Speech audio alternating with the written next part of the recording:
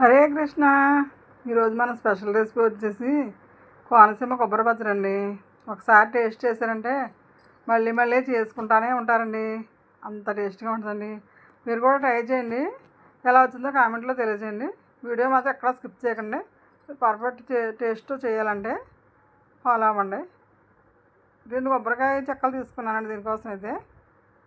దీనికోసం అయితే తాలింపు వేసుకోండి. ఫస్ట్ మినప్పప్పు, ధనియాలు, జీలకర్ర,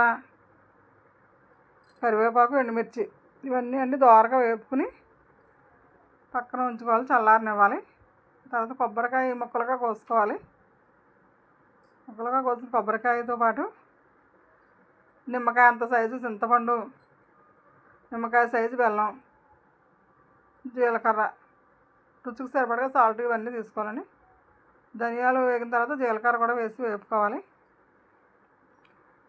చెప్పాలంటే ఇంచుమించు పోపు దినుసులు అన్నీ ముందర వేపాలండి. వేపి పచ్చడితో పాటు పేస్ట్ చేయాలి. తర్వాత ఎండుమిర్చి, కరివేపాకు ఇవన్నీ కూడా వేగిన తర్వాత చల్లారనిచ్చి మిక్సీ పట్టాలండి. మిక్సీ పట్టేసిన తర్వాత మళ్ళీ పోపు ఉంటుందండి. అదే ఫ్లేవర్, దీనికోసం టేస్ట్ బాగా వస్తుంది అలా వేయడం వల్ల. ముందర ఇవన్నీ వేసాం కదండి, మనం పోపు వేయడం కూడా మానేయకూడదండి. పోపు వేయడం వల్ల దీనికి మంచి టేస్ట్ వస్తుంది.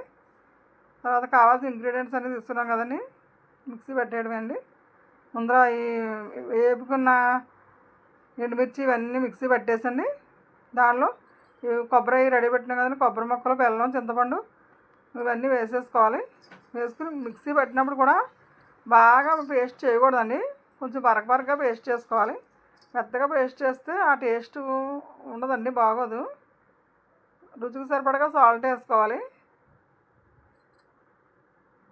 అవన్నీ అయిన తర్వాత మిక్సీ పట్టేసి తాలింపు వేసుకోవడం అండి. మళ్ళీ బాగా పెట్టుకుని దాంట్లో కొంచెం ఆయిల్ వేసుకుని మళ్ళీ పోపు దినుసులు అన్నీ వేసుకోవాలండి. ఫస్ట్ ఏవైతే వేసామో అవన్నీ వేసుకోవాలి. అయితే ధనియాలు ఒకటే స్కిప్ చేయాలి. మినపప్పు, జీలకర్ర, ఆవాలు వేయాలండి.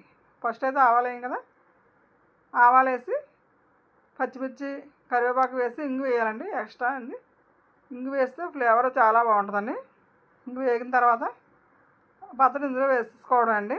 ఈ పోపులో పచ్చడి వేసుకుని కలిపేసుకోవడమే. కావాలంటే ఒకసారి టేస్ట్ చేసుకుని సాల్ట్ ఏమైనా పడితే అడ్జస్ట్ చేసుకోవచ్చు. కానీ టేస్ట్ అయితే అదిరిపోద్దండి, నెక్స్ట్ లెవెల్ ఉంటుంది. మీరు కూడా ట్రై చేయండి. ఎలా వచ్చిందో కామెంట్లో తెలియజేయండి. చూసి ఎంత బాగుందో, చాలా పర్ఫెక్ట్ టేస్ట్ వద్దండి. ఒకసారి టేస్ట్ చేశారంటే మళ్ళీ మళ్ళీ చేసుకుంటానే ఉంటాం.